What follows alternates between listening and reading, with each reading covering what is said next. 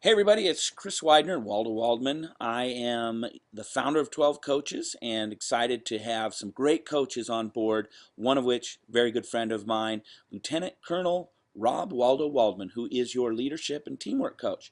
And today I want to ask him a question. He doesn't know the question, but I'm going to ask him a question. I think he'll be able to pull something and give us some great ideas. You are the leadership coach Yep. for 12 Coaches. I want to ask you, think back to your military days and tell me who was one of, or maybe even the greatest leader you served under, and tell us what made him so Wow. great. Wow. It was absolutely current Chief of Staff of the Air Force, Lieutenant General Mark Welsh. He was a full bird colonel, '06 at Kunsan Air Base in Korea. We spent a year there in flying along the DMZ, the Demilitarized Zone. 1 year remote tour of duty. I volunteered for it because I wanted to be with the best. It was the cutting edge of fighter pilots, and the training was intense. But Colonel Welsh got out there in the troops. I talk about walking the flight line, connecting with your team. He would get out there in the squadron, in the bar, and he would share stories. He'd inspire us. He'd sit down with us before we flew, the boss of the base. And he connected with us. He was out there with the troops, and I'd see him out there even on the flight line with the enlisted troops, not just with the fighter pilots. It was a great example of leadership of a man who understood that it was the unsung heroes, the enlisted troops, as well as the fighter pilots who got the job Well, done. let me ask you this. Some people say, well, I'm the boss, so I can't lower and get out there because then familiarity breeds contempt is the old saying.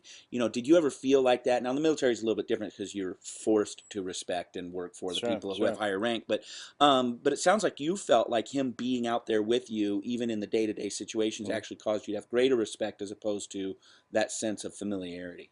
I think that you command respect, you don't demand it. Hmm. And you command it through your connections. You command it through connecting with people from the heart. The day and age of that Machiavellian leader who's out there ruling by fear are over. Hmm. That's not to say, in the military there's hierarchy. It's a very demanding environment. You got to perform. This isn't about candy coating feedback. We're officers, enlisted personnel. We're going to war. Job needs to get done. But the guy and gal who are out there with the troops, connecting, asking questions, they built loyalty. We understood that at the end of the day, that rank had its responsibilities as well as its privileges, and I believe the personality and the connections were really what differentiated the average from the great leaders. So the business leaders who are watching this video, what's the key takeaway for them? What would you say? Here's how that translates, and here's what you can apply immediately. Authority and rank have its, like I said, its privileges and responsibilities. But I think having an open door policy, being approachable. I worked for a company in St. Louis a couple months ago. That former CEO, you'd walk into the elevator with this guy, and he wouldn't talk to you. He didn't connect with you. He was just an entity far and beyond what we call as a leader, and they canned him.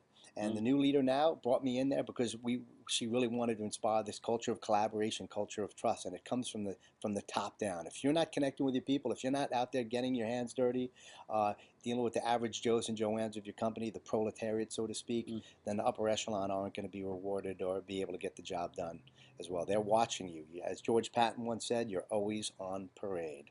Great lessons from Waldo Waldman, our leadership and teamwork coach. Take care, guys.